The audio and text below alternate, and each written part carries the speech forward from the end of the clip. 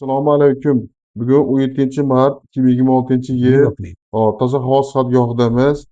Bugun Xudo xohlasa men Ramazon oylarida bu hozikamman nevalarda o'zgarishlarni juda katta eshitdim. Men juda xursand bo'ldim. Mana batafsil o'zlari ham gapirib, mana Xudo xohlasa bizni kuzatuvchilarimiz qanaqa kommentariyalarda mana shu o'g'limizga duo qilamiz. Lekin o'zgarishi juda katta ekan. Qayerdan kelganlarini, mana doktorimizni qanaqa insonlarga yordam qilayotganlarini mana o'zlari hozir ham o'zlari batafsil gapirib beradilar. Assalomu alaykum. Assalomu alaykum va rahmatullohi va barakatuh. Qayerdan kelgansiz hozir aka? Bizlar Buxoro viloyati Buxoro tumanidan kelganmiz, Chorbakir Ha. qishlog'idan. Hop, Nabiramiz Izbullayev Abdullaxo'ja bilan birgalikda keldik. Nabiramning yoshi 16 da. 16 yosh. 2 yoshidan beri qiynalib mana shu kasallikka, DTP kasalligiga duchor bo'lgan.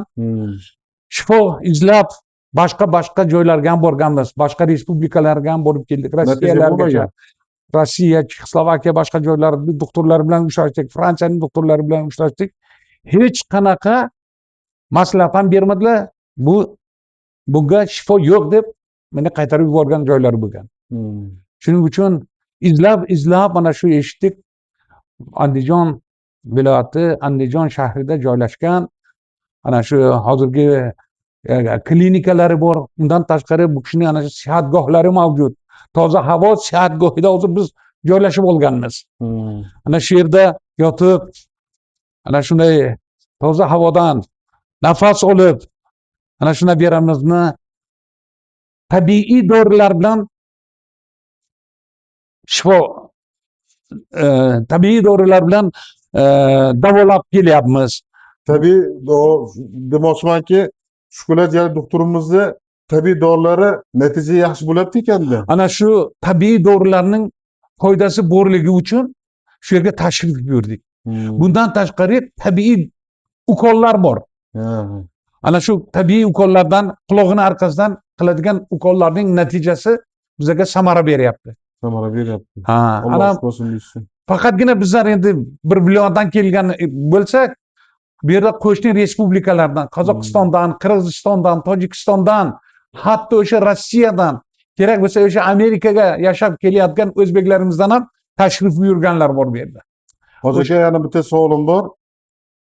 Endi bu Shukul aka, mana Shukul doktorimiz mana shunaqa bemorlarga yordam qiladimi degan savol tug'ilib yozishyapti-da. Bunga nima deysiz demoqchiman. Ana bugun Ramazon oyida o'tiribmiz. Barchalaringizni Ramazon idi bilan tabriklayman barchaga. Ana shu mamlakatimizga doimo tinchlik bo'lsin. Ana shunday shifokor Shukurlo Jalilovga o'xshagan saxiy doktorlar, saxiy shifokorlar ko'paysin. Bu kishi nafaqatgina shifokor, bu kishi ham psixolog, ham nevrolog, hamma sohani, pediatr kerak bo'lsa, hamma sohani biladigan. Ana shu bizning farzandlarimiz kasal bo'lsa, shular bilan muomala qilib, farzandlarimiz bu shifokor bilan uchrashganda quchoqlashib ko'rishadi. Bu o'sha kasallar quchoqlashib ko'rishadi. Bu esa o'sha shifokorni bolalarga nisbatan mehribonligi, kasbini yaxshi ko'rganligidan dalolat beradi. Bugungi kunda ana shu kelib shu yerda shifo olayotgan insonlar uchun o'sha sihatgohni shunday darajaga yetkazganlarki, bolalar nafaqatgina ana bu dori darmon bilan, toza havo bilan shifolanadi. O'yin maydonchalarini yaratganlar, ko'pgina ishlarni amalga oshirgan. Hozir obodonlashtirish uchun har yili bu kishi 2000 ta, 5000 tagacha nihol quradi. Ana shu narsalarni ko'rib biz juda xursand bo'ldik. Ana keldik, bugungi kunda ko'pgina samarali ishlarni amalga oshirgan. Hozir 4 qavatlik binoni o'sha qaytadan rekonstruksiya qilib, qaytadan jihozlab, oshxonalar, kerak bo'lsa kir yuvish xonalari, hamma joyni remont qilib, ana shu ta'mirlab xalqimizni kutib olishga tayyorlanyaptilar.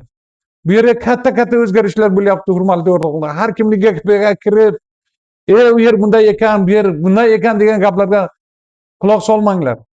Agar farzandlaringizni shifo topishni istasangizlar, ana shu sihatgohga, shu doktorga murojaat qilishlaringiz mumkin.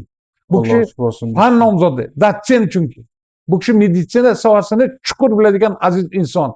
Bir qancha mukofotlarni olgan, bir qancha mukofotlarga sazovor bo'lgan inson.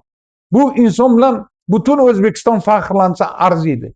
Chunki bunday insonlarni biz avaylab asrashimiz kerak.